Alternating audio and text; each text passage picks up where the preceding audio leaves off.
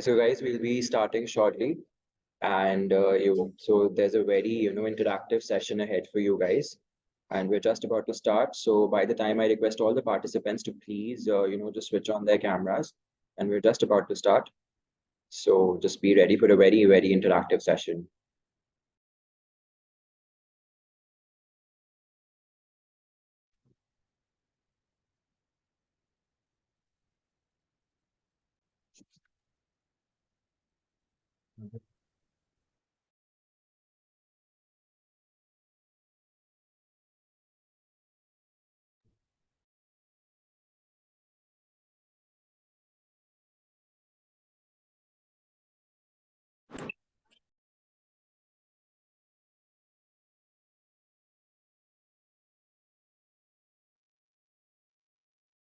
Good evening, everyone. Welcome to Initium, where our journey of knowledge continues to unfold. Today's session, Opening and Closing Differences, is a special one as we have the privilege of hosting an expert session featuring a distinguished personality in the realm of debate training. I am excited to introduce our expert for the day. Please join me in welcoming Nitiksha Tyagi. As a debate trainer in the K-12 category, Nitiksha students have achieved remarkable victories in debates hosted by prestigious institutions like Oxford and King's College. Nitiksha herself has been an ardent judge for numerous debating tournaments, contributing significantly to the cultivation of this essential skill. Behind this impressive professional profile is an English graduate currently pursuing a master's degree in the same field. Nitiksha's love for language goes hand in deep appreciation for cross-cultural understanding. Nitiksha is more than just an academic. She finds joy in group discussions and invigorating conversations. A true conversationalist, Nitiksha aspires to be involved in everything that facilitates mind-stretching experiences. Nitiksha harbors aspirations to develop a systemic educational space. Currently, she serves as the head of training development at curriculum developer for Ogly. And interestingly, she is a proud Delhi University graduate. Without further ado, let's get ready to soak in the wisdom and experiences Nitiksha brings to us. Over to you, Nitiksha. Right. Thank you so much for that kind introduction, first of all. All right. So, as is very evident from the poster and also the introduction, so the session I'm going to be taking is going to be on opening and closing differences, to understand which there has to be a lot of prerequisite knowledge that you need about the format itself. So, a quick, like, I'd like to read the room first before I start sharing my screen or like go into explaining things.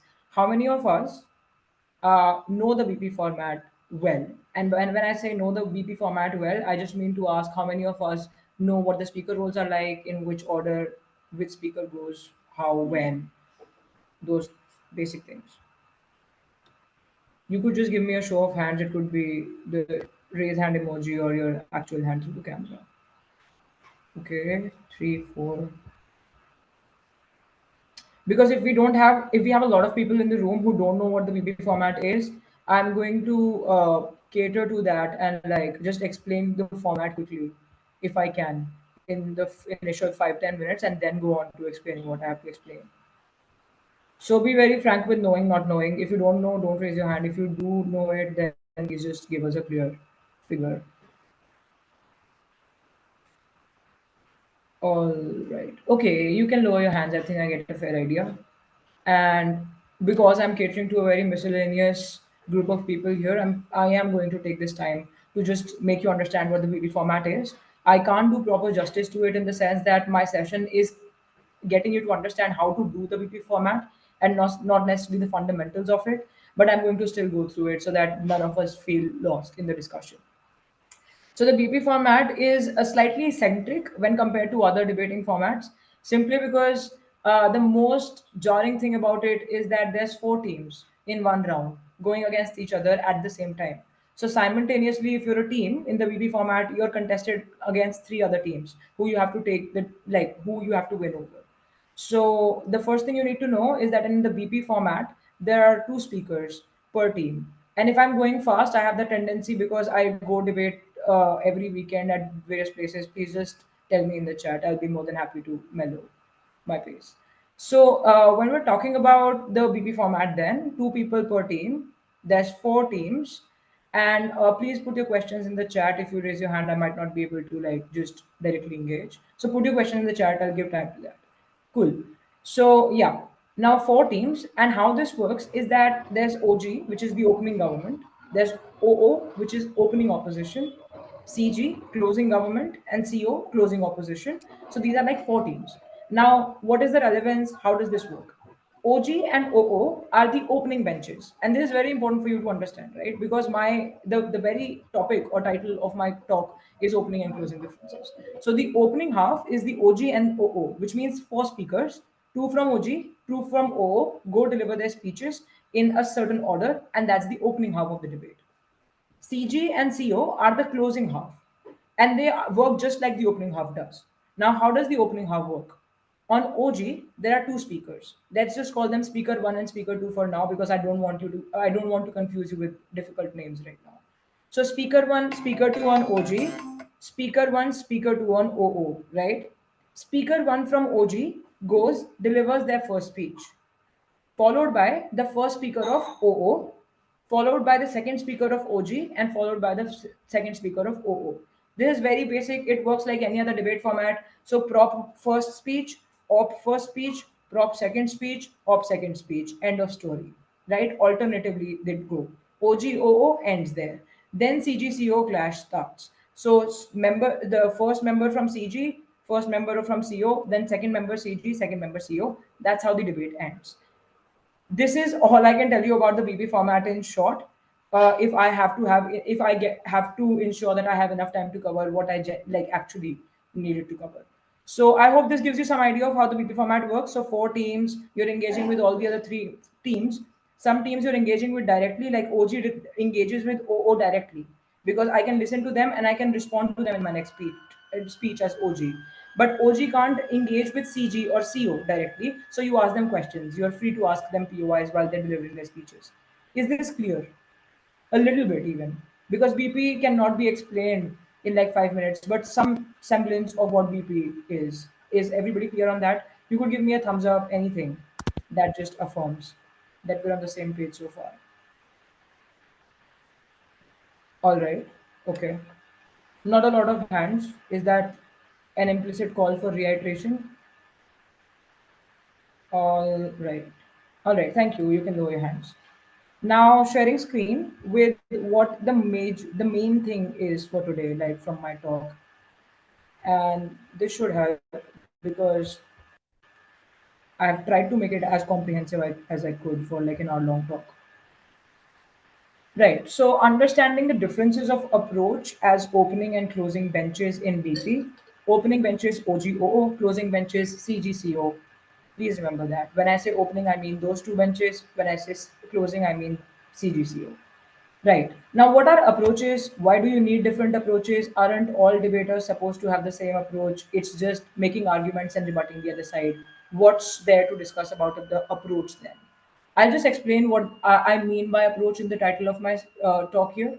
So, approach is basically this how do you think as a debater when you're supposed to go OG as opposed to when you go CG, right?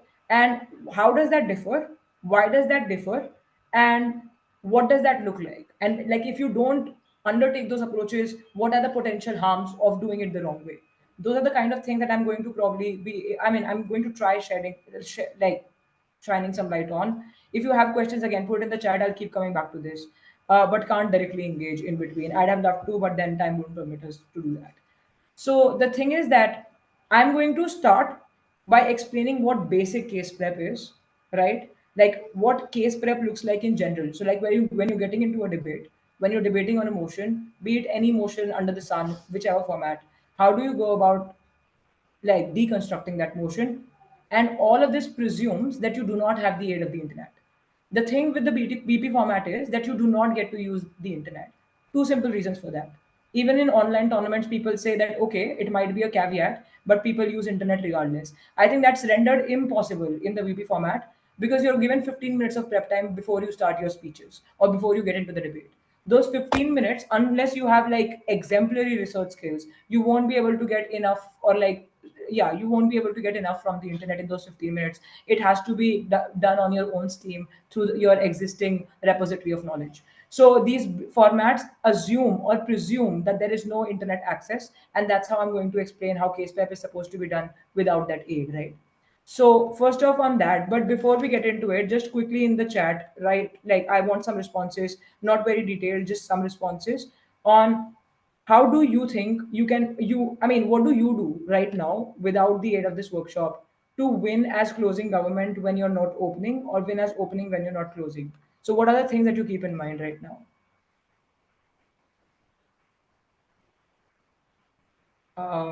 Okay, in the chat. You can write short answers, because if you decide to elaborate, it might just take a lot of time. All right, that's a good question from Siddhi. Meanwhile, I'm also clearing some questions on the chat. Can the first team of proposition, that is OG, can they ask CG a question? No, they can't. So, okay, this is what I mean. OG and CG, both of them are government. OO and CO, both of them are opposition. The motion is one. There are four teams. You can't have four sides on a motion. Every motion ever is going to have only two sides. It doesn't matter which format you're talking about, right? It could also be the format that I don't know about, but one thing I can promise you is that a motion cannot suddenly start having three sides. It'll always ever have two sides, for and against. So how do four teams fit into that? two two teams will be for the motion and two against. The teams that are for the motion are obviously OG, opening government, and CG, closing government.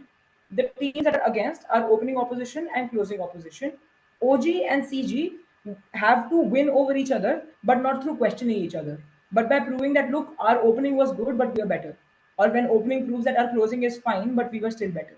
So that is the game of one-upmanship between OG and CG and OO and CO. But you never question each other downright. You can't question somebody who's on your side, right? So you can just prove that you're better than them, but you can't question them. So no, OG doesn't question CG, OO doesn't question CO, and vice versa. It doesn't happen, right? Is it four people total on one side? No, there's two people on one side, on one team. Right. To contradict the government at a point they might not have elaborated. Okay. Provide a good summary of the points made by OGOO and defend the motion or oppose it convincingly. All right. So Syed is saying that when I go closing, I try to give a good summary of the points made by my opening, and then I defend the motion or oppose it according to whichever side I am. Will the motion? Okay, this is different. Also, please don't ask me questions about some debates you're going to have through Vijaybhoomi, because I am not the OC. So those questions you can reserve for yourself, for the organizing committee.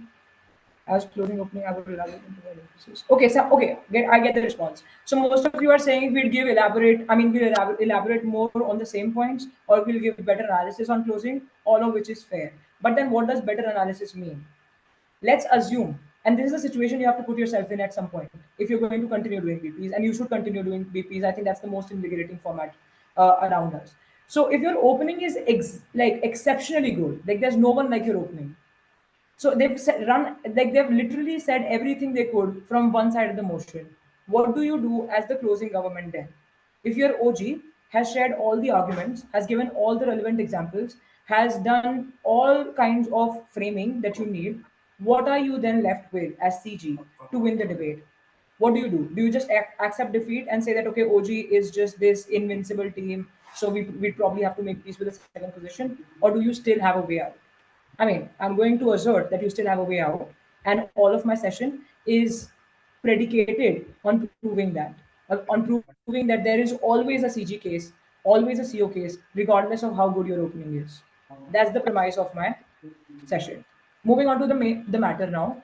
The reference motion that I'm going to use time and again. Reference motion, as in whenever I'm giving an example, I'm going to be giving an example using this motion. So please write it down somewhere or screenshot it. Just have this motion on you for this session.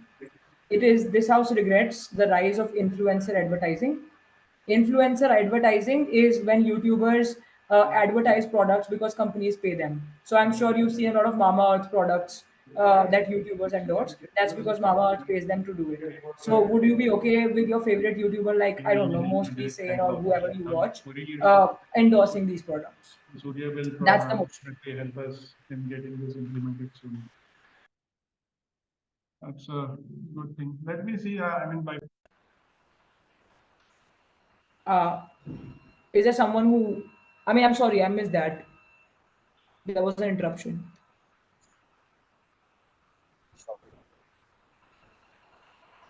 All right, I think I'll continue. So the reference motion is this. When if your proposition, like if you're OGCG, you're going to regret the rise of influencer advertising. You're going to say that, oh, influencer advertising is bad because of whatever reasons on OGCG. On OOCO, you're going to say we support the rise of influencer advertising. We like it, right? So that's how it's going to be. This is going to be my motion for reference. So please don't be lost. Write it down somewhere. Every time I refer to it, you should know what I'm referring to. Right. Now, the main thing, right? How do you case prep in general? And case prep is the thing that you do before going into debates, right? So assume there's me, and then there's a partner I have in the BP format. We've been given a motion by the organizing committee. We've been given 15 minutes of prep time, and they've told, so like it's 5 p.m. Let's assume it's 5 p.m. right now, and by 5:15 we have to make it to the debate room. We have 15 minutes to prep. That's the situation I put you all in. What are you going to do next? The question you should ask yourself here is, what do I do the moment I get a motion to deal with? I think, and I'm not going to, I mean, you can definitely respond to that question in the chat quickly if you will, please, because I like to keep it as interactive as possible. What do you do the moment you get a motion? The moment you get it, like no break, nothing. So, no profound answers. Where does your mind go when you get a motion? Don't tell me it's the internet. Research, okay, great. Panic is like an emotional response. What is your cognitive cerebral response? Collect your points, all right.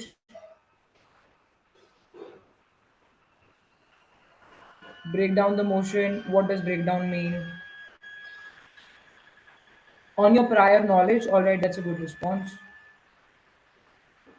I get the idea. Cool. So different kinds of responses, right? This means that everybody deals with the motion that they get differently. This is to say that the moment you get a motion, when I did not know the first thing about debating, I used to think that when you get a motion, you're directly supposed to think about arguments. So, like if the motion is this house regrets the rise of influencer advertising, I have to immediately think of an argument which using which I can regret influencer advertising. So I will say, hey, influencer advertising is bad because it leads to people being misled because these influencers don't naturally believe in the products that they are endorsing. They actually endorse them because companies are paying them to endorse it. This means that if I, as a beauty influencer, am endorsing Mama Earth, it's not because I use it myself and I trust the product. It's because Mama Earth gives me a lot of money for doing it. So it's bad because it's misleading. Now, this is an argument. So this is the first thing you think about doing. That okay, let's come up with arguments and leave it at that. And once you have arguments, you just put them together and you make a speech out of it. That's not how debates. I mean, that's not how you're supposed to debate, and that's not how case preps happen either. Is the first thing I need you to unlearn. So you don't immediately think of arguments. What you first do is you read the motion carefully, and by carefully I mean that when you have a motion on you, you're supposed to create a setup in the debate, right? And the closest understanding I can give you of a setup is by referring to a novel, right? If a novel opens, like its context to you, I mean, and if it doesn't do it, like let's just assume that a novel, let's say any novel, I mean, Harry Potter wouldn't be a good example because everybody knows it too intimately now. So if you have a random novel, like Middlemarch is a novel, I'm sure most of you haven't read it because it's like 800 pages. So Middlemarch is a novel. If this novel has a central character called Dorothea, and I immediately start the first page saying Dorothea is really dejected because of how her sister treated her, and then I continue the story thereafter, is it going to make any sense to you? Probably not, because you don't know who Dorothea is. You don't know if this novel is unfolding in some village of India besides Dorothea, the name, which is not enough to give away which country this girl comes from or what the context is. Even if you know that this is some country in the West because the name is Dorothea and it sounds Western, you don't know which country it is. You don't know which part of the country it is. Is it rural, urban? What is the setup like? What you also don't know is how is Dorothea related to Celia, who is another person who's mentioned in the book, but they never tell you who Celia is to Dorothea. What I mean to say then is that reading the motion carefully, it gets you to think about the most basic stuff. Where is this debate happening? I'm going to give you three straight questions which you can write down somewhere because, like I said, 1 hour is not enough for me to conceptually explain everything, but I can definitely give you inputs you can work on. What are the terms in the motion? That's the first question you ask yourself. How can I define these terms? Because terms are subjective. Family, how people define family, how you define family is going to be different from how I define family. Because if you're supporting like a familial build, a familial setup in your motion, you're probably going to say how families are important for your emotional well-being, so on and so forth. But if you don't support families, you're probably, or if you're against the motion, if you're saying that families are not important for emotional well-being, then you will say that, hey, most people don't have families, so you can't say that families are important for emotional well-being. Friends can be just as good, so on and so forth. So first thing is you define the terms in the motion really well. That's the first thing you should be doing. The second thing is, where is this debate happening? What is the locale? What is the status quo? What is the current context in which this debate is happening? Is it happening in India? If it's happening in India, why do you think it's happening in India? The motion never specifies where the debate is happening. This house regrets the rise of influencer advertising. Where is this debate happening? If you say it's happening in India, you're probably wrong, because influencer advertising is global. Everybody has access to YouTube. This means that this debate is happening across the world wherever people have access to the internet, right? And you have to justify why you're saying a debate happens in a certain place. You can't just choose a random locale because I was born here. No. You need to tell me why you're using that locale. What is the relevance of it? The third thing you need to answer in the setup then is, who are the people in this debate? Like when I debate on this motion, whose lives am I impacting? So when you debate on a motion like this house regrets the rise of influencer marketing, you're necessarily commenting or impacting the lives of the people who are viewers of these influencers, because whatever your verdict is as a debater is going to determine what these viewers approach to influencers is going to be like. So if you regret influencers, then viewers are being forewarned to not listen to influencers so much, because influencers work mostly for money. But if you're saying that influencers are a good thing, that's a good way of marketing and advertising, you're probably encouraging viewers to watch more of Mama Earth advertisement, to watch more blogs where there's such advertisements, and pick the right product. So the stakeholders in the debate are very important. You need to identify them, and you need to explicitly explain that these are my stakeholders. So my stakeholders in this debate are the viewers of these influencers, the influencers themselves, and probably the companies through which they're getting the products. And then this can be extended to the government of a country. This can be extended to so many stakeholders if you're creative enough. But don't have 1,000 stakeholders in one debate. That doesn't help. So like you can have three, four. That's enough. The next thing you do after reading the motion carefully and setting it up with the questions that I gave you is you think individually first. This means that when you read the motion carefully, these are the ideas that come to you, right? And then you think individually about this motion. You don't yet discuss it with your friend. So, or like your teammate. If you have 15 minutes, the first minute you're going to think about the motion yourself, and then you're going to probably discuss it with your friends, or 2-3 minutes of the prep time has elapsed. Because then you have had the time to think by yourself, and now you can conflate the knowledge that you have so acquired, right? And then the third thing you do is you regroup. Regroup as in you talk to the person. Hey, what's your ideas? These are mine. How can we conflate them? Do you have any objections to my ideas? Do you think this will easily fall in the debate? Do you think we should sideline it? Those kinds of discussions, right? You can't accept everything that you're coming up with. You have to be respectfully, peacefully, in the name of the sport, be brutal to each other as teammates, and have that understanding that, okay, if something that wouldn't work, we need to face it. We can't be too clingy to arguments just because they are our brainchild. The fourth thing that you do then is you discuss the motion as a whole. So now you're discussing, okay, this is the motion, these are the arguments we have, let's run them like this. An argument is not enough, you also need to analyze it. So analysis is found by the teamwork of you and your partner. So I might have an argument like, hey, influencers are bad because they are profiteers. Now, this argument is not analyzed. What does that mean?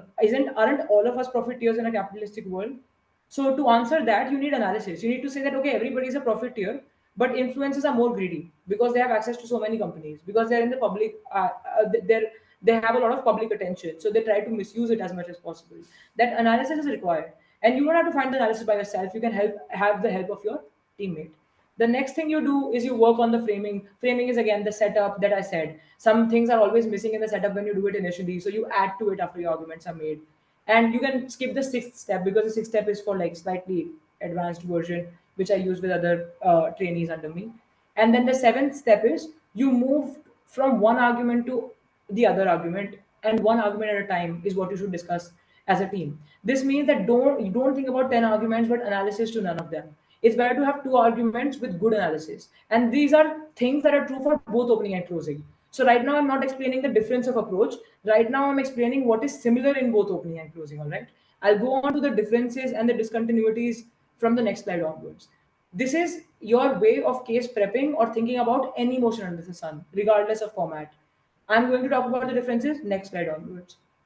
The second last step then is that once you have the entire debate, then you just cross your t's and dot your i's, right? You just try to find the best way of completing your argument, making it sound whole. So giving an assertion, an analysis of what is the problem, why is it a problem, how am I solving it, and then example, and then the impacts of your argument, and then you just, like, when you read it, it should seem holistic, it should seem indestructible.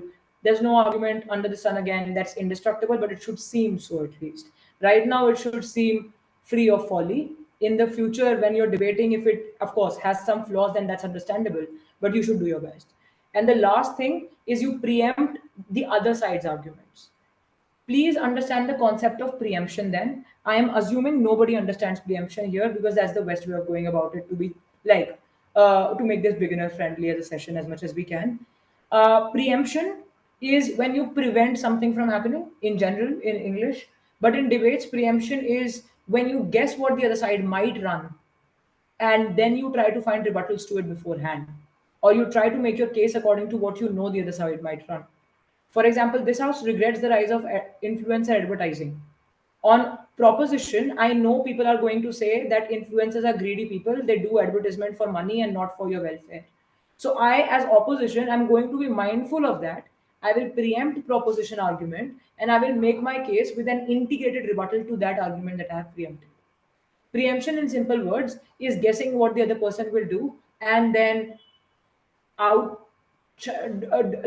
outshining them, in that sense that, okay, I already guessed what you were to say, so I already have a ready rebuttal for it. This is not compulsory, it comes very long in time. I have a lot of trainees under me who have had the hardest time understanding preemption in like months, so I don't expect you to understand preemption all of a sudden, but just be exposed to this idea of what preemption means. Preemption is when you start guessing what the other side will run. And I know this sounds very weird, like how could you guess what's happening in the other room where the other team is prepping? Well, it happens when you start practicing enough. You intuitively understand what the gut argument is going to be on the other side.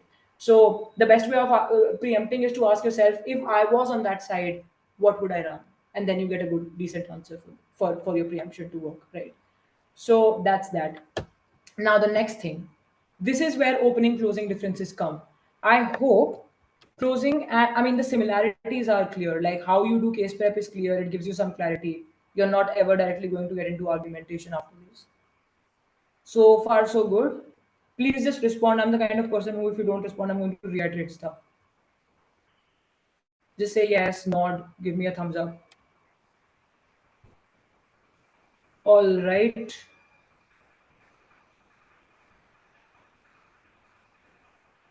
Okay, still waiting. I want majority to indicate that they've understood. All right, fair.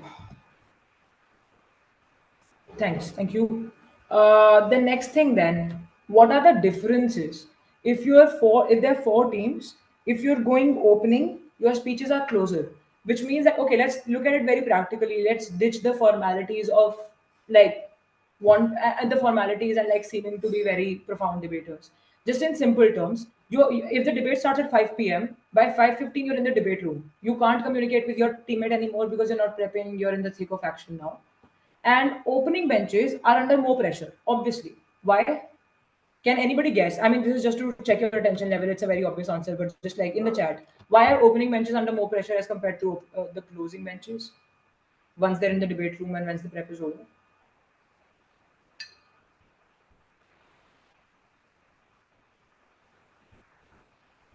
They are the first ones to do what? To go. Okay, understanding the motion and its different perspectives. All right. To go as in deliver their speeches first. I understand. That's all right. They have no idea what the other side might present is a good answer, which I wasn't anticipating. So let's hold on to those. Cool. They're officially starting the debate. Yes, all of those are valid answers. So basically, opening has more pressure. The most practical, obvious, intuitive, knee jerk reason being that you are the first person who's supposed to deliver the speech. So, Prime Minister, the first speaker from opening government, opens the debate. So there's two types of anxieties. One is you're opening the debate, you have literally no idea what your other benches are going to run. So the likelihood of being rendered irrelevant in the debate is very high on opening because you literally don't know what the other people are going to run. But the second thing is that closing benches get a lot of time to continue case prepping even after the debate has started, right? Because their speeches are going to start after four speeches on opening are over. So that in that sense, closing seems like a very beneficial like position to be in, but it's not. I'll tell you why. So the thing is that opening has that pressure and anxiety. If you're a new debater, you're going to go through it. I'll tell you how to curtail it though. Opening, the difference in case prep, then I'm telling you. Okay, I'm not sharing my screen here. So the difference when you're opening and closing, the first obvious practical difference is that on opening, in your case prep, you have to be very clear in terms of the structure. So if you have 15 minutes, divide your time very well. Okay, first 3 minutes, we're going to think to ourselves. Next 5 minutes, next 7 minutes, we are going to discuss with each other. That makes it 10. In the last 5 minutes, both of us will write our speeches on the Google Doc, which is shared. So, clear cut structure. This helps you with the assurance of being able to complete your case within the time that you have been given. If you're closing though, and you're doing this same case prep on the same motion, you can be way more relaxed. You can say, okay, hey, let's not write speeches. On closing, you don't write speeches during case prep. That's not the smartest thing to do. Why? Because you don't know what your opening will run. So, for example, again, this house regrets the rise of influencer advertising. OG says, hey, influencer advertising is bad because if you do influencer advertising, I mean, again, they're profiteers. Now, that argument maybe you were also thinking of running as closing, but that's already been taken by OG. So, if you made a speech on that argument, that speech will have to be aborted because that has already been used by your opening.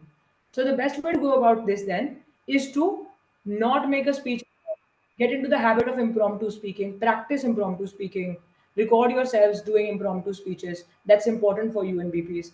But have bullet points only during case prep when you're closing. So, okay, we will run four arguments. It could be influencers are bad because they want to make money. Second, influencers aren't good enough because they are not specialists. So, if you're promoting Mama Earth and you don't even know the ingredients in it, we don't want you to be promoting it because you're promoting something that you don't know the first thing about.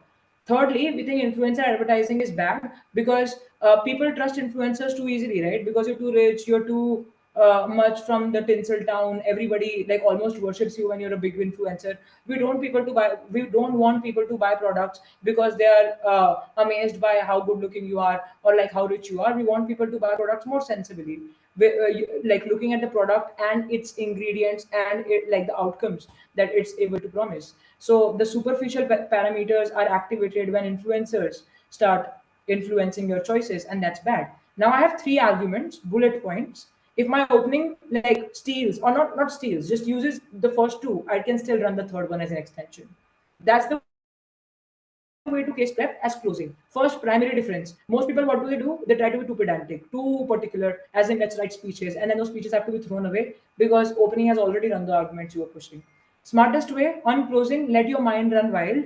Let your mind come up with 1,000 arguments. Have bullet points for it. Keep striking the arguments that your opening uses. Use the arguments that are left after you've struck the arguments that were used by opening. Simple. Winning as opening then is dependent on three things, of course, many things. You talk to 1,000 debaters, they'll give you 1,000 different things. I am not being prescriptive here. I'm not saying I'm God and you should listen to me. I'm just saying I have 5 years of experience and it's something. So you can use it or you can choose to discard based on your individual idiosyncrasies and preferences. The first thing is as opening, you have to stay relevant in the debate. That's the most important thing you have to be obsessed with when you're opening. Why am I saying that?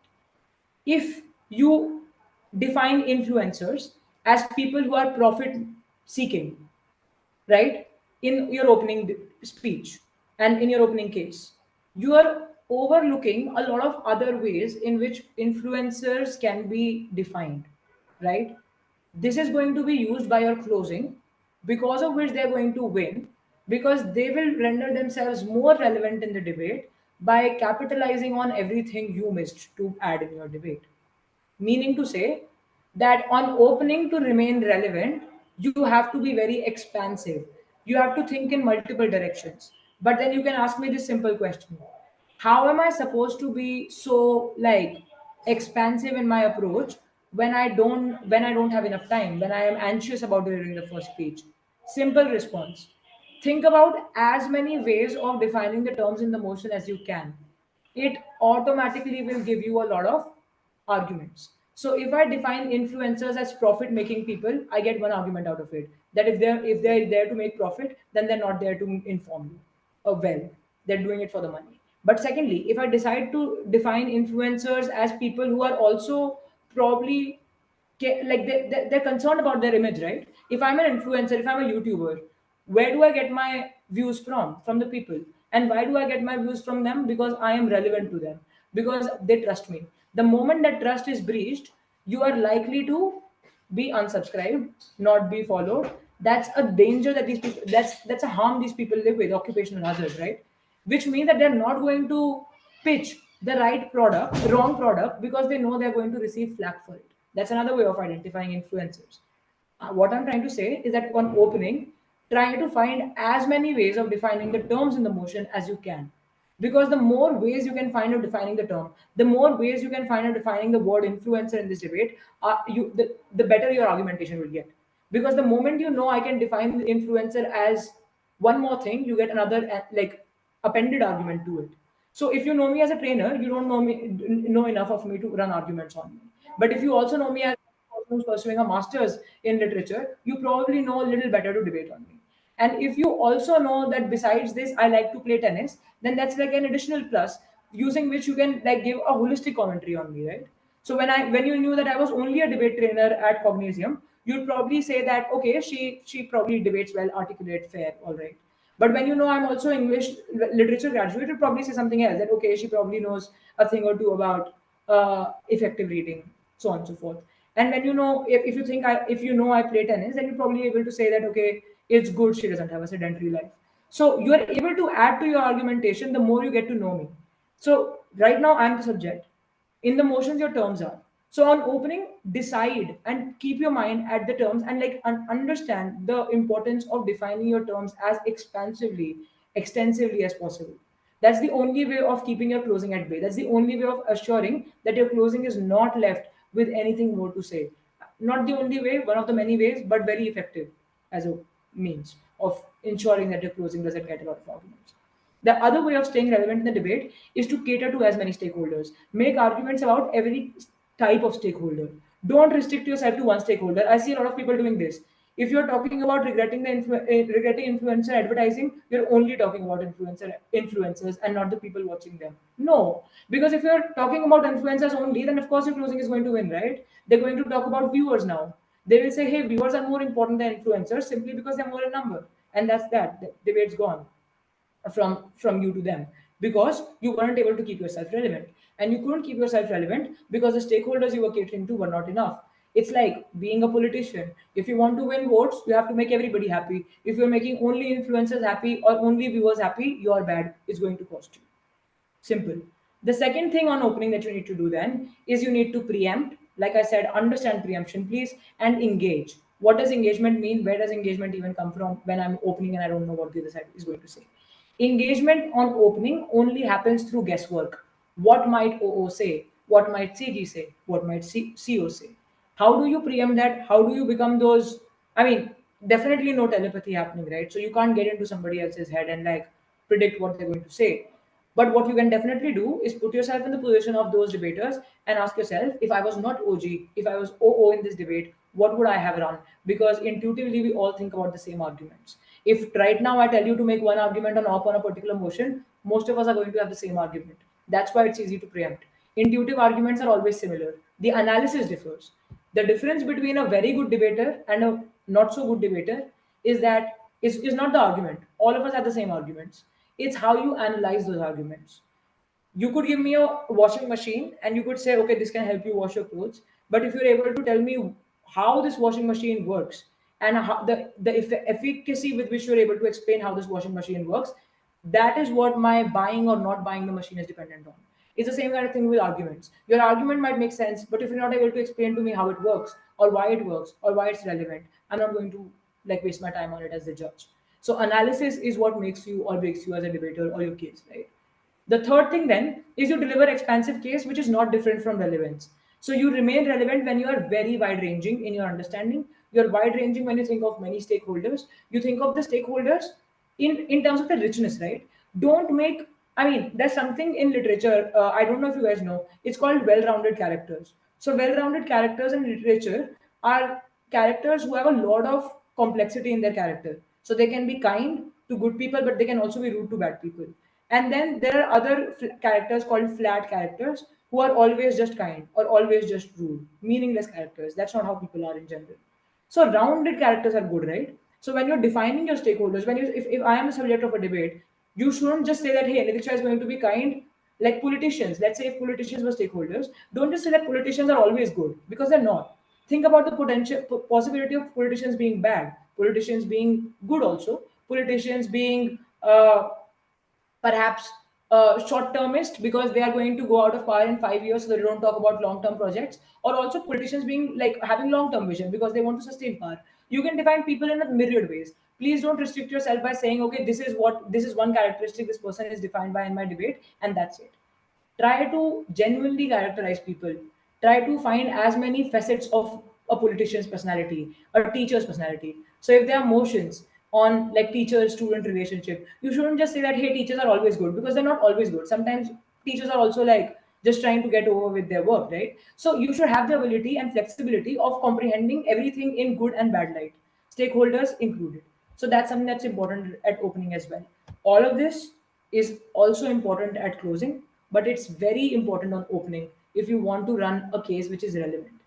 There are other things which are more relevant on closing, and it is the following three things. But before I go on, let's just pause. Do you all understand what I'm saying, or am I going too fast? All right.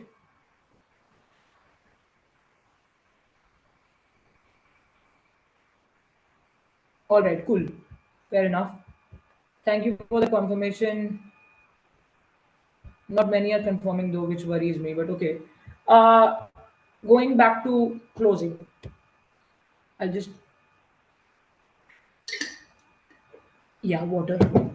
So closing, when you're closing benches, it applies to you being CGCO, doesn't really matter. When you're closing, you must ensure, just learn this word, okay? I mean, these are the kind of words that should pop up in your mind the moment you've been given this bench. So value addition, that's your keyword. If you're not doing value addition, I don't know what you're doing on CGCO. This means that your opening has already run a case.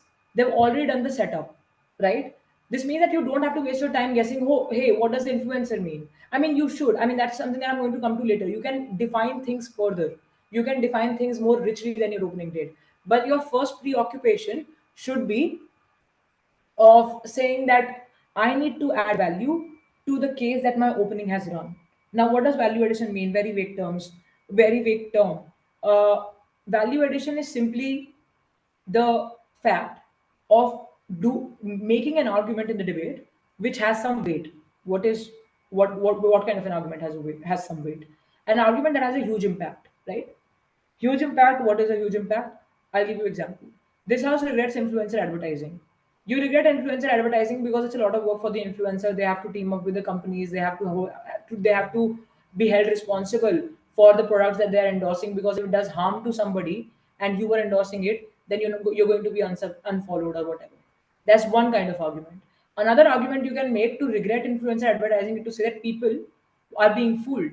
People are being kept from being informed consumers. Which argument do you think is more impactful? Which argument do you think has more in its power to sway like the house in its favor? The first or the second one? Just write one or two in the chat. Second, okay, good. Two people responding. Okay, two.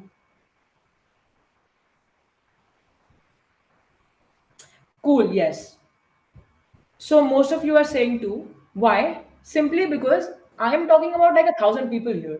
How many subscribers does a good influencer have? Many, like millions, billions, across like national boundaries, even like transnational support. So this means that this impact is more crucial because it caters to a bigger uh, like set of stakeholders. So the impact of your argument has to be bigger when you're running an argument on closing. So you have to find ways of making yourself more sound more important than your opening by creating bigger impacts. Impacts which are bigger in magnitude, you're catering to more people, or impacts also which are more intense. For example, an impact which causes irreversible damage, right? Like, for example, I'm saying, okay, people are going to be fooled. That's one bad thing that will happen. But people might also develop skin diseases because they're using bad products simply because everybody's endorsing them. Which do you think is a more convincing argument in terms of bad impact? Where you develop some sort of a problem, a long term like fatality, or is it the first argument where you just probably are being fooled?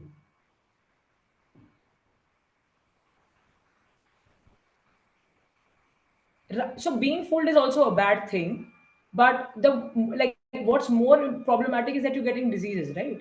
Because being fooled is fine. I can make myself more informed from somewhere else. But what if I contract some sort of a problem, some sort of an illness because of the products you're endorsing? That's a bigger impact because it's more intense. And why is it more intense? Because diseases are irreversible sometimes.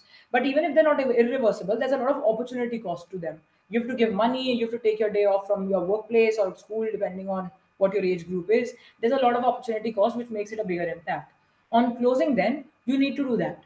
You need to prove that the argument you're making is not only new. Of course, if you're not giving a new argument as opposed to your opening and closing, you're not winning. But giving a new argument is not enough. You also need to prove that my argument has better validity, or my argument has better impact, or my argument caters to better stakeholders or more stakeholders, and that's why I should be giving the debate. So giving a new argument is not enough. Sometimes people say, "Hey, we had a new argument. Why didn't you give me the debate?" Well, we didn't give you the debate because your argument was new, but it was so like off the point. It wasn't relevant to the debate. So you also need to prove the relevance. Three questions again I'm giving you that you need to answer in your first speech as closing. Write them down if you want to. If you don't want to, that's cool as well. The first one is what is the extension on CG or CO, whichever side you are.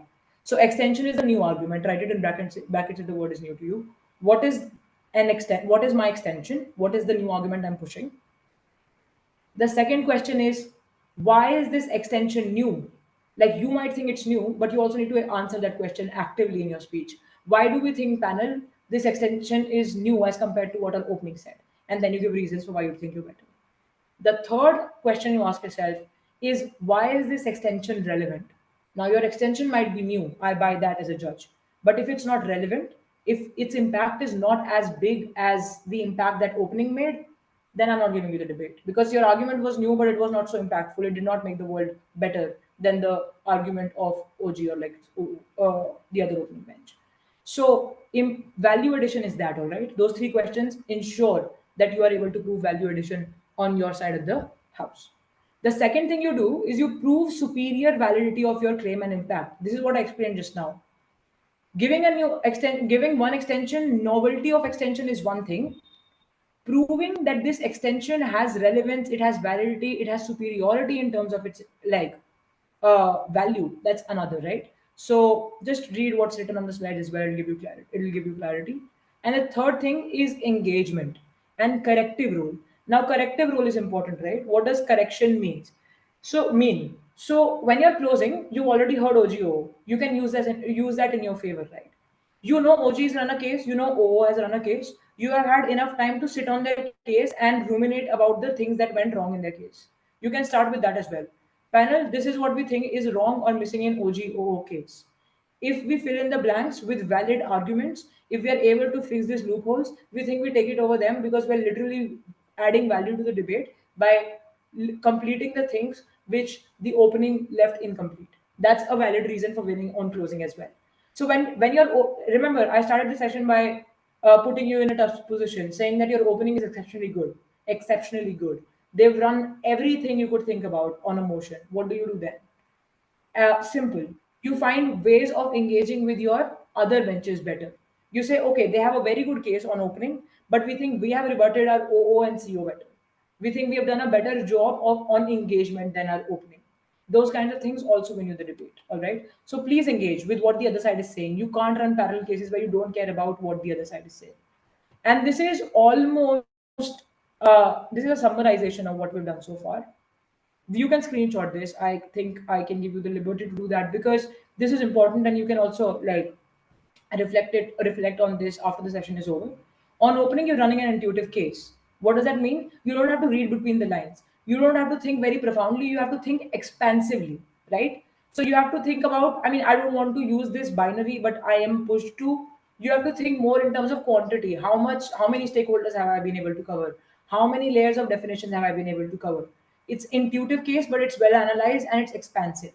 On closing, you're thinking more minutely. You're thinking about the specificities. You're thinking about the particular thing that the opening missed, right? Because broadly they've set it up. Now you're supposed to add to it, just like in a novel. You start with the setting, everything's hunky dory because it's just starting, right? You're just developing the plot. But the real work starts when you're supposed to add complexity to the plot, when you're supposed to do the small things which make the difference. That's what closing does. So closing is more particular in that sense. The second thing is that opening has a comprehensive case. That's what I've been saying, expansive, all-encompassing, and and closing is intricate. The third thing is that on opening you have to explain a lot. You're introducing, you're setting things up. In closing, you're concluding. Opening means I'm framing, I'm setting it up. Who are the stakeholders? What do the terms mean in the motion? What are the intuitive arguments? On closing, I am trying to fill in the gaps. I'm trying to give it a well-rounded turn. I'm trying to say that, look, everybody debated, but I'm the one who's helping you make sense of the entire debate, judge. So you should give it to us. It's conclusive in its essence. And lastly, in opening, content matters a lot. Content matters all the time. Manner, in my opinion, in the future, even if you go to international tournaments, I have had trainees go to Oxford Invitational, so on and so forth. I can say this with confidence. Matter matters a lot more than manner does. People say, hey, you should have voice intonation, you should have gesticulation. That's public speaking, that's not debating. In debating, content is God. If you are logical, if you can explain your logic well, well and good. So content matters more. You're supposed to think about content on opening more because you have to keep yourself relevant. In closing, strategy becomes more important. Everybody has pushed everything in the world. You all the content is on the table now. You as closing need to see how you can make yourself sound new by rearranging this content, by adding just a little bit to this content that opening has run. So it's more about strategy, how to make myself sound new, even if I know I'm not like sound. My argument is not my own. It's slightly derivative. You can be derivative sometimes. You have to be sometimes because your opening was too good. But in that sense, you don't have to keep yourself from like thinking that, oh, I don't have a new argument, so I'm not winning. You can also try to sound new, and that happens in a lot of ways. That's again your ability as a debater, which comes with practice. With that, i'm going to I'm just going to conclude the call. Not the call as in just like the session. The main contents of my session are just over. Any questions are more than welcome. But before I start taking the questions, meanwhile, have you all been able to understand at least some part of it? Like there'll be some reassurance. I don't expect you to understand everything. So I mean, I assume that it takes a while, but some part of it is also good. Like even if you have one takeaway from the session, I'm good. Can you give me a thumbs up if you've understood? If you haven't, you can continue to be brutal. That's fine. All right, cool. I just need you all to do this one thing. Please, I'm just sending a Google form, and I know it's not a long one. I myself don't like filling in Google forms. So it's a very short one. It's also for your own good because, I mean, I keep apprising people of the upcoming debate competition and everything as well. So, not a complete waste of time if you were to fill this. Please fill this Google form. I'm sending it in the chat. I am just one second. Please don't send DMs. They'll be lost because of how many DMs I have. Right. So this is the Google form. And about the questions, please start filling it. Meanwhile, I'm answering questions. Is there a good layout that you use to draft your speeches? Yeah, definitely, yes. In fact, there's an entire structure that is prescribed to new debaters until they find their own way of doing things. So, but it's very difficult for me to encapsulate that in the time we have. But I'll give it a shot. So, in your argument, you're supposed to make a claim. You're supposed to do analysis, an example. That's very basic. There's a lot of things that go into it. Probably 5, 6 sessions in explaining this alone. But just if even if you were to like research by yourself, this is the entry point: claim, analysis, example, impact of your argument. How big is it? Right? That's the structure of an argument. The structure of a speech is simple. If you're opening, you define the terms, you define the stakeholders, you define the world in which the debate is happening, you share your arguments, you share your preemption, and you weigh a little bit. Like, this is what they're saying, this is what I'm saying, this is how we're better. So there's a lot of things. I'm sorry, I won't be able to do justice to all of it, but yeah, that's pretty much what the a question verbally I wouldn't mind. Yes. Yeah, good evening, ma'am. Actually, in my last debate, which I was in, we on our second day, this is not about closing and opening. It's about actually the opposition and for and against. So the team, which was the ruling party in that, the team argued from our side, like from our topic. We had two sides, right? So they were arguing from our side, and that created a huge problem where they were stealing our points basically. So that led to us panicking, and we couldn't frame our points well. And we had to approach the organizer for clarifying on the question and all. And we had a huge verbal argument, which stretched to confrontations and all. So, like how to avoid this and all. Simple. You get speeches, right? I mean, there's the easiest way of winning a debate. When the other side misreads the motion, they're automatically out of the debate, right? Because they misread the motion, they're debating from your side. So you can just say that the arguments that the other side is running are irrelevant. We don't know what to run, I mean, what to compare our arguments with, because they're literally on our side, which is not their burden. And then you, like, then if you want to continue, you just continue debating as usual. You say, this is what we're saying. We assume that these are the kind of arguments would come from op, and this is how we will rebut it. So you imagine a case that op would run, because they are not running a case from the other side, right? And then you rebut your own understanding of op case. Do you understand? You don't have to get into a confrontation and everything. Your judge is always looking at things, and they know what you're supposed to do. So you need to Okay. trust your judges more in that sense. You don't have to get into verbal confrontations and like fight it out among yourself. That's not needed. No, no, because like our judge, we approached our judge for that, like resolving this issue, but our judge didn't do anything. They said Okay. that their point is valid on their own. Right. That's exceptional. That's exceptional. If you go to international tournaments, I mean, I have had a lot of instances of losing unfairly myself.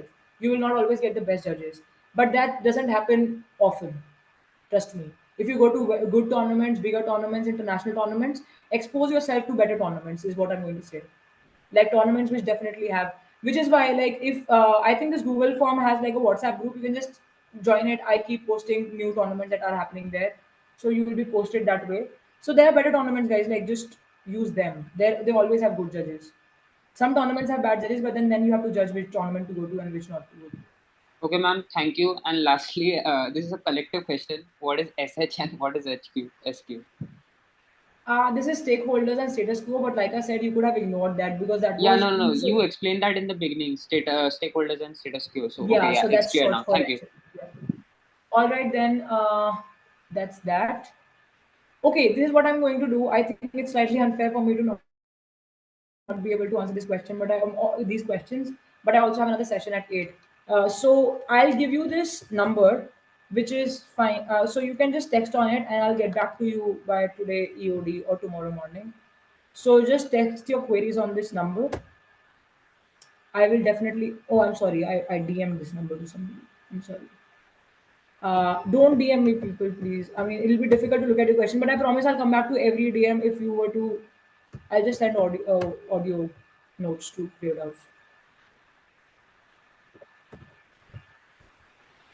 And you can reach out. I mean, you can put your queries on both of these things. I'll just come back to it, to these whichever way, in whichever way.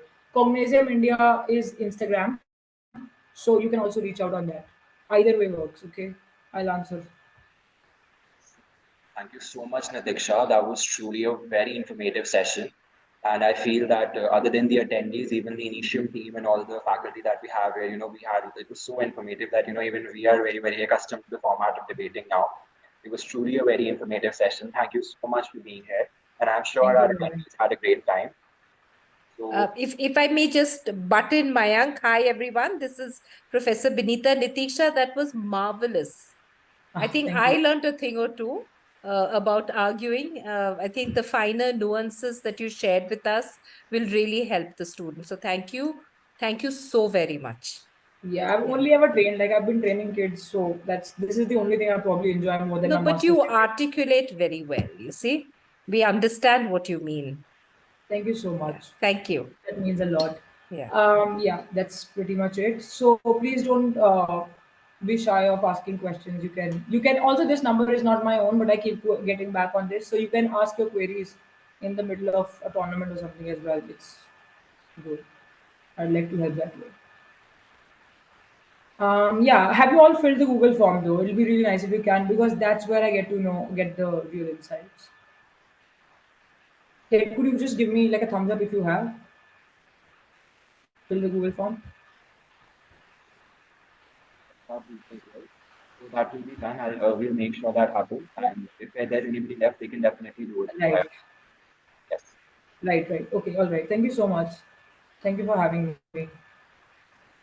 So, guys, now moving on to the second part, we actually have our runner-ups, second runner-ups from last year's competition. So we have Yukesh and Sambhavi from Alan School, Nepal. So, Yukesh and Sambhavi will be just sharing their experiences from how did they, how did they like FNF and, how was it for them. So, can I quickly just ask Yukesh if he can just start off? Thank you so much. Hello everyone. I am Yukesh Aryal and I'm currently studying in ULAN's IBTP and I'm in the 12th standard. We were the second runner-up uh, for the last year's FNF, and it was a wonderful experience to be a part of such a huge tournament with like so many other participants, with like so many new people from different backgrounds. It was really fun to be a part of it, and like with people with so many different viewpoints and with like so diversified culture. Like it was so fun to be a part of it because we got to experience so much more like than we were used to. I have been a part of the debating circuit in Nepal for like about 2 years now, and yet when I went to FNF, I saw completely different point of view. Despite being very overwhelmed that it would be very hard to debate in such a huge platform, at last we were able to pull it off, and yeah, it was really fun to be a part of it because everyone was so supportive of it. And the FNF and the FNF team itself, they were really fun to be with. They were really understanding. They taught us a lot, and also the workshop that they had throughout those days, except for the debating part, the workshops were really interactive, and we learned a lot of things from like leadership skills to learning about different types of like music and all stuff. Overall, it was the best experience that I've had so far. Thank you so much, Yogesh. And I've seen your videos personally. You did an amazing job, and I actually wanted to see you debate. And it was great having you here, and that was truly very well elaborated. And we're really happy that you loved FNF so much that it's actually one of your best experiences. So moving on to the second participant from last year, Samavi. Hi, thank you, Mayank. Hi everyone. Hi, Vinita, ma'am. Uh, Hi, Shambhavi. Hi, Yukesh. Lovely to see you both. Yeah. you too. Hi. Go ahead. So my experience at FNF was one of my first times debating. In fact, it might have been my second time debating overall. And FNF really created like this very homey and familiar environment for me to work with. Like the people who were assigned to help us get our allocations and help us get to our debating rounds. He was very nice. So that is like one very distinct memory that I have of FNF. Another thing is that FNF, it just has people from like all, like I wouldn't say all parts of the world, but then the people with different backgrounds, it's enough to make you understand that that just a second.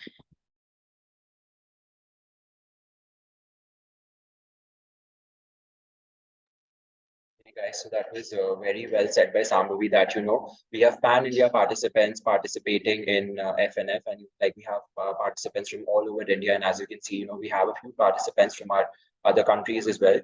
And, so when you come here at FNF, you're not just being a part of a debate, it in itself is a community of people, there is a community of debaters, like you guys are debaters, you'll meet fellow debaters. So, that in itself will make you feel so good. And like you will understand different perspectives of people, when you'll be having one-on-one conversations with other debaters. So that's one very good thing about FNF. And we're really, I'm very, very excited to meet all of you in person, and like to just see and just have those one-on-one conversations with all of you. So when you'll come here, you'll meet those debaters, you will try, you yourself, even interacting with people, will help you with enhancing your skills as a debater, because that interaction might bring you much insights. So, FNF in itself is so informative, and it can be very, very good for sharpening your skills as a debater, because you'll meet so many skilled people. So like even a participant who's there, he can tell you some things. You can observe people. That can help you so much with enhancing your skills. So we're just waiting for you guys to come here, see you in meetings, and I want to know all of your skills, and I want to see in you, because even I might learn as well from your skills. So with that, I think Yogesh, any tips for them? I mean, so Any prepping tips, anything at all that yeah, can help so them? it's just that like you guys had a session about how to train and everything, and I feel like that was perfectly told, like what you guys need to do, because there were some parts that we were missing last year. For example, we did not manage our time properly when we had the prep time. We focused on like prepping our own speeches so much that we did not discuss it with each other so much. So due to that, like we missed out a lot, and we just want you guys to, like, even though you guys won't be able to like discuss much, but then since you guys are a team, you guys need to have like good communication, and don't forget to hear out what the other teams have to say, because that's more crucial than your own speech as well, because you guys will get time to ask like so many questions. You guys will be able to construct your own speeches after listening to others. So be attentive and do your best. You guys can do this. Thank you. Thank you so much, Yogesh. I'm sure all of this will be extremely useful. Thank you. Thank you for your time. Mayank, I think we can wrap it up. Maybe Shambhavi has a connectivity issue. Yeah. Yeah, I think we can wrap it up for the day. Yeah. Okay, guys, thank you so much. Okay. Thanks, Yogesh. Thanks, everyone. And Thank don't you so forget much to for tune having in us. tomorrow. Yeah. Yeah. Thanks, Yogesh. Take care. And everyone, we look forward to seeing you tomorrow too. Make sure that you, as well as your partner, there's a lot more to learn, different perspectives, different experts. So do join in. Thank you. Okay. Bye all.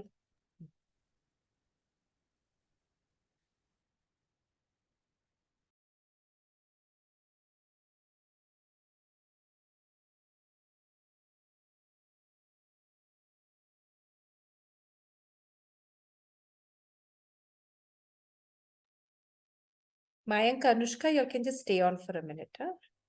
Yes. And Rohit.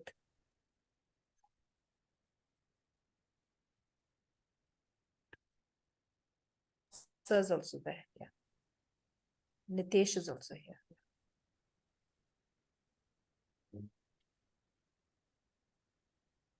Is this the FNF team?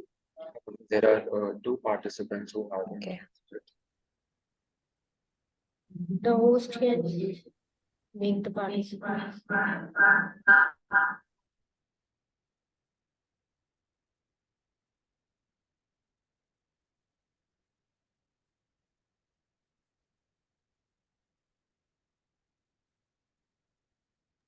Yes, ma'am. I think we can start now.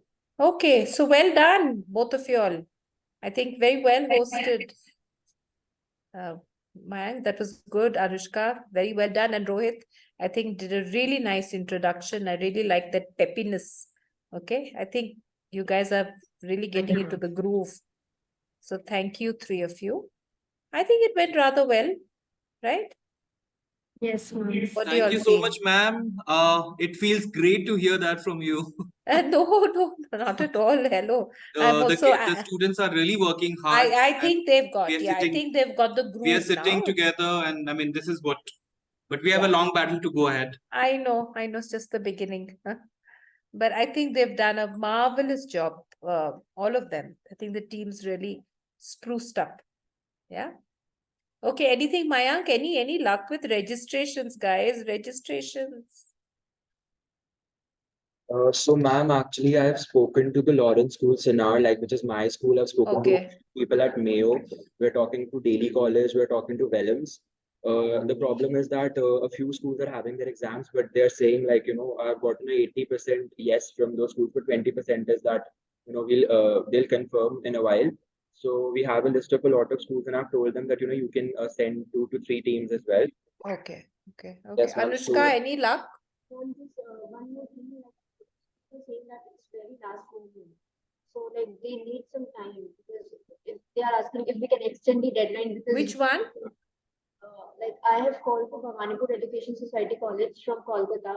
So and even Xavier's College Kolkata. So they were saying it's very last moment and they need time because they need to speak to the students and they need to confirm. No, that's anybody new right now is very difficult.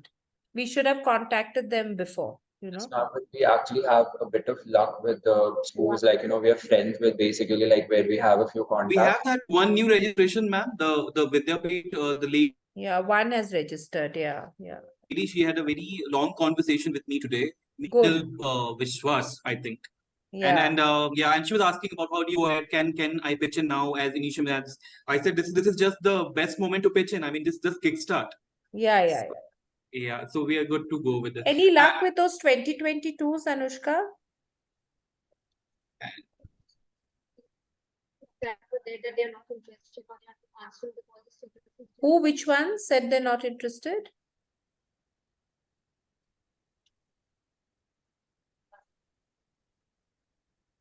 Can you just text me, Anushka?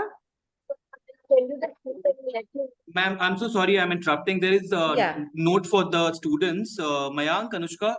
So Danika is having the session sharp at 8:30. Oh, So okay. Then we you log. guys need to Do be we have there. a link? Yeah, I think, yeah, ma'am. Meenal is going to share in the Y20 group. Yeah. Can't we use this link? No? No, ma'am. No, I think she's already shared a separate link, if I'm not wrong. Yeah. Is it right, guys? So you have to be there because she is going to talk. I mean, really, it's a very important part, matchup. Yeah. Very important part. Yeah. So, ma'am, I'll Okay, take I think we can log out. Mayank can log in. Yeah, just send us the link, okay, for Danika's. Yeah. And get everyone in. Yes, ma'am. Everything went well today. Yeah, I think everything went. I mean, this Ma'am, was am I a audible? good session. Yeah. Yes, Bob, we can hear you. Yes, ma'am. Today was a good session, ma'am. Yeah, it went Super. well. I think Mayank, Rohit, and Anushka did a very good job. Excellent comparing. My only thing is the registrations, guys. So disappointing. We're working on it, and I'm like, the schools that I have spoken to, most probably, like, I am as well. Let's hope that they get it. Yeah. So I'll try my levels best on that. Okay. ठीक है. Okay. Bye. See you all.